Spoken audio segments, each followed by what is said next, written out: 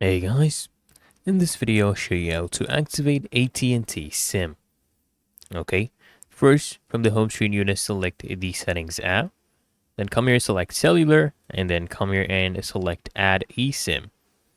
Next you want to select use QR code, and then from your phone's camera, scan the QR code. You can select enter details manually at the bottom of the screen to also manually enter your plan information. And once you've done that, just go ahead and click on continue. Okay. And you can also go ahead and label the cellular plans as desired and then select continue. Okay. And then go ahead and select your default line, either primary or business, and then come here and click on continue right there. And now you can basically select the desired line to use for iMessage, FaceTime, Apple ID, if you're on an iPhone, and then you can come here and select continue. And you can also do the same for cellular data.